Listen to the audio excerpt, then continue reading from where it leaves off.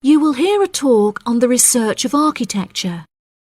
First, you have some time to look at questions 31 to 40.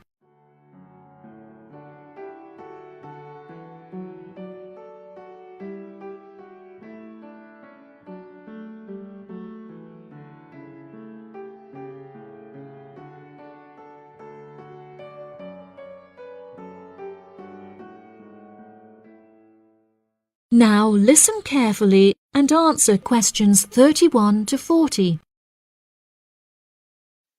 Welcome, class, to your very first lecture in this series on architecture, conducted by myself, Dr. Torben Dahl. Today we will be looking into the relationship between climate and architecture, where I will be giving you a critical overview of the main climate influences that shape the design of buildings. Throughout this lecture series, we will be looking at the latest research into climatic design carried out by experts in the field, in addition to case studies and examples drawn from modernist practice, both in cities and rural areas. Now, acid rain is one of the climatic elements with the most devastating effects on our architecture. The chemicals in acid rain can cause paint to peel, corrosion of steel structures such as bridges, and erosion of stone statues. Since the 1970s, our government has been making great effort to reduce the release of these chemicals into the atmosphere, with positive results. Private organizations have also been raising awareness and funds, and recently received a huge donation from the bank.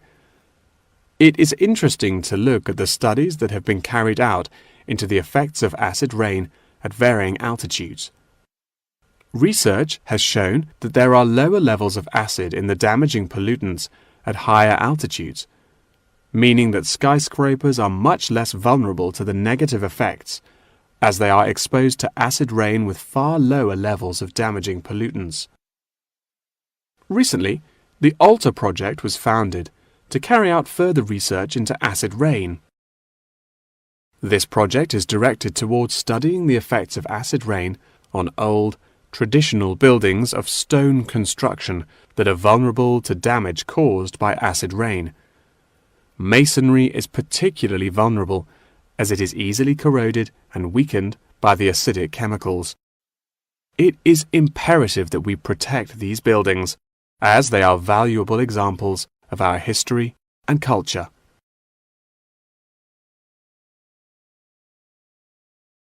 Pollution is one of the main sources of concern in the present day. The construction industry contributes considerably as a source of pollution in its day-to-day processes of creating building materials such as concrete and glass. However, more new sustainable methods are being developed to counter this. A recent case study for this is Sky Tower, whose windows have been made from recycled glass to prevent pollution from the glass-making process. Water is the most problematic element to be considered in construction. It is imperative that construction elements, such as the insulation, are fitted into the building in dry weather to prevent it from getting wet. This makes winter an undesirable season for construction, as the heavy rainfall can have adverse effects on the building. Another climate type that has an enormous effect on buildings is humidity. Constructions made of steel and stone are largely unaffected by humidity. However, it can have a serious effect on wooden constructions if the timber has not been correctly treated. Moisture from the air can condense in the grain of the wood, which then swells and shrinks in proportion to the magnitude of change in its moisture content. This variation in size can have disastrous consequences. In areas of the world that are prone to earthquakes, certain design and environmental conditions are preferable for protecting buildings in the event of a tremor. Engineers have come up with numerous building procedures to help minimize shaking in buildings. For example, tall buildings have height restrictions and counterweights, and multi-story buildings have reinforced floors and walls. Ground conditions are a cause for worry in many constructions, as often the soil is of the wrong density to protect the foundations. Luckily, technology has now been developed that can help to minimize damage by earthquakes. Seismic sensors can give prior warning when an earthquake is about to happen, so that preparations can be made to protect both the people and the buildings from harm. The movement of building structures can now also be measured and monitored over time by architects. It has been expressed by architects within the design community that it would be valuable to be given special courses for designing buildings within earthquake zones. Guidelines are also expected to be produced by the government in the near future that will give architects a universal checklist to follow.